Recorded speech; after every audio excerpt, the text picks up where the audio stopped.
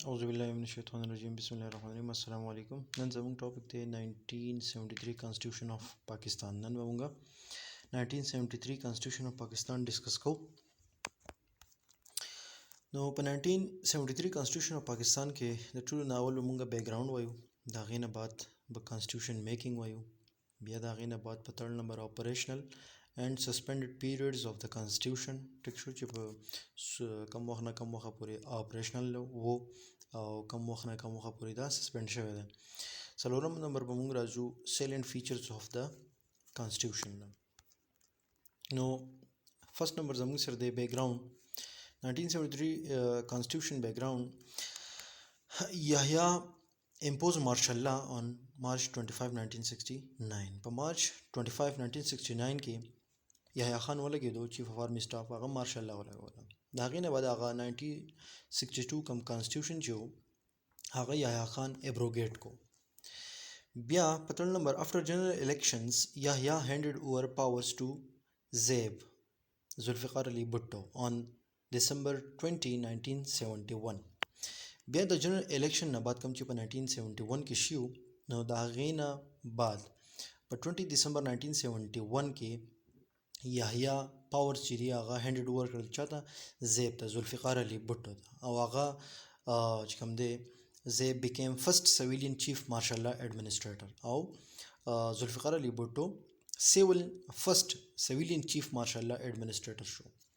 د دې نه بعد نیشنل اسمبلی اپرووډ ان انټرم کانسټیټیوشن وچ واز انفورسڈ آن اپریل 21 1972. د دې نه بعد نیشنل اسمبلی یو انټرم کانسټیټیوشن، یو عبوري کانسټیټیوشن یې آئین اپروو کو او هغه انفورس شو په 21 اپریل 1972 کې. بیا راځو کانسټیټیوشن میکینګ لا. کانسټیټیوشن کمیټي واز فارمډ. د کانسټیټیوشن میکینګ لپاره نیشنل اسمبلی ولګېده، یو کانسټیټیوشن کمیټي جوړ کړه چې تاسو به چې کوم دی کانسټیټیوشن ډرافټ کوئ. نو هغو چې کوم دی ښه پراپر ورک یې وکړو، هارډ ورک یې وکړو او په ډېر کم ټایم کې چې دی هغو یو کانسټیټیوشن ډرافټ چې دی هغه تیار کړو. اوس د دې کانسټیټیوشن کمیټي چیرمین و لا منسټر. د هغه وخت کوم لا منسټر چې و هغه د دې چیرمین و. د کانسټیټیوشن کمیټي ریپورټډ آن December 31, 1972. په 31 دسمبر 1972 کې دغه کم کانسټیټیوشن کمیټي چې کم ریپورټ تیار کو، کم ډرافټ یې تیار کو، نو دا یې بیا اسمبلی ته پیش کو. د دې نه بعد بیا فائنل ډرافټ واز اپرووډ آن اپریل 10, 1973. بیا نیشنل اسمبلی کم چې ډرافټ فائنل ډرافټ و هغه په 10 اپریل 1973 کې اپروو کو او نیو کانسټیټیوشن بیا انفورس شو په 14 اگست 1973 کې. دا زموږ په ملک کې انفورس شو دا نیو کانسټیټیوشن. اوس راځو اپریشنل اینڈ سسپینډډ پیریډز اف د کانسټیټیوشن. په 1973 نه واله 1977 پورې دا کانسټیټیوشن اپریشنل و، ټیک شو، په ورکینګ کې و. بیا سیکنډ نمبر سسپینډډ پیریډ راځي زموږ سره د 1977 نه واله د 1985 پورې، کله چې ضیاء الحق مارشل لا ولګول او کانسټیټیوشن یې څه کو؟ سسپینډ کو. بیا د دې نه بعد تھرډ پیریډ راځي اپریشنل افټر چینجز. سم چینجز پکې وکړل 1985 کې او بیا دا د 1985 نه واله 1999 پورې د بلې مارشل لا پورې دا اپریشنل. بیا فورث نمبر 1999 نه واله د 2002 پورې دا بیا سسپینډډ و او چا سسپینډ کړو؟ مشرف سسپینډ کړو کله چې هغه مارشل لا ولګوله. بیا 5 نمبر د 2002 نه واله او آنورډ د اوسه پورې 2021 پورې دا کانسټیټیوشن اپریشنل دی او په دې کې په دغه ټایم کې چینجز وکړل او دای دوباره اپریشنل کو. نو دا زموږ سره اپریشن اینڈ سسپینډډ پیریډز اف د کانسټیټیوشن. اوس راځو سایلنٹ فیچرز اف د کانسټیټیوشن. د ټولو نه اولنې خو زموږ سره دی پارلیمنټري سیستم.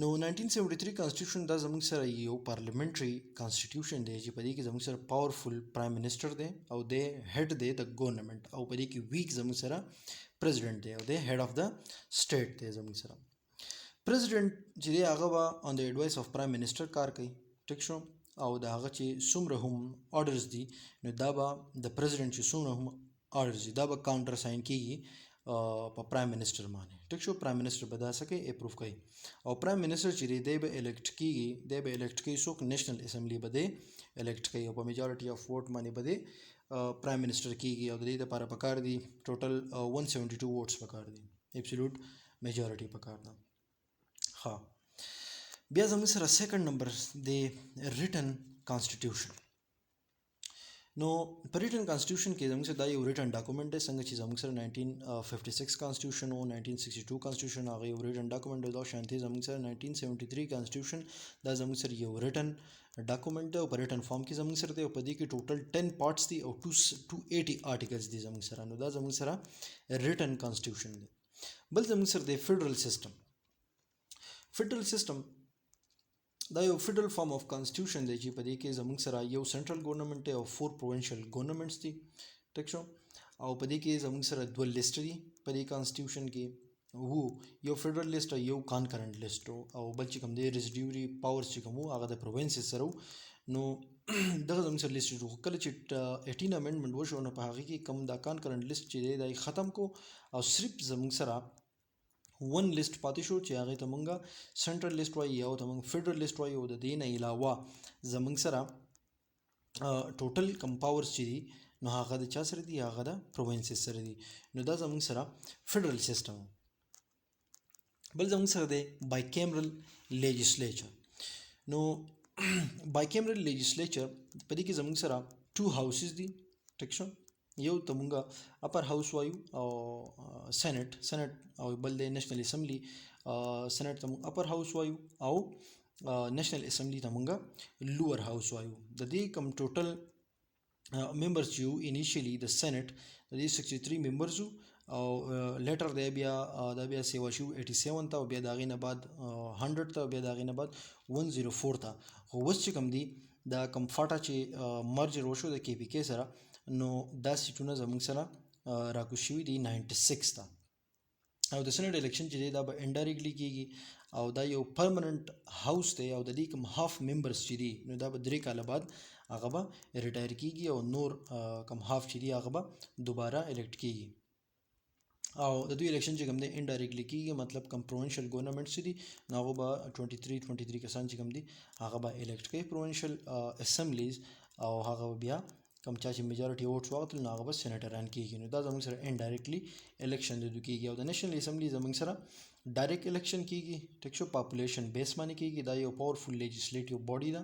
او ټول کم لیجسلیټیو پاور چې دي نو دا د دوی سره دي او د دو کنټرول په ایگزیکټیو باندې تھرو کوېسچن ریزولوشن پارلیمنټري کمیټي ټي سي دغه د مطلب په ایگزیکټیو باندې ځکه چې ایگزیکټیو چې کوم دی هغه چیف ایگزیکټیو زموږ سره پرایم منسٹر دی او پرایم منسٹر زموږ سره د لیجسلیچر نی نو دو تھرو کوېسچنز ریزولوشنز او پارلیمنټري کمیټیز چې کوم کار کوي نو دو په دې طریقه باندې په ایگزیکټیو باندې کنټرول ساتي بل نېشنل اسمبلی دا زموږ سره پاورفل باډي دا د سېنټ نه ځکه چې بجټ چې کوم دی هغه پریزنټ کیږي په نېشنل اسمبلی کې او کیبنټ چې دی هغه انسریبلی ټو نېشنل اسمبلی او بل زموږ سره کیبنټ چې کوم دی هغه هم د لیجسلیچر نه اخیستل کیږي او پرایم منسٹر چې دی هغه خپل کیبنټ هغه د لیجسلیټیو کوم ممبر شي دا هغې نه چوز کوي نو دا زموږ سره بای کیمرل لیجسلیچر بل زموږ سره دی اسلامیک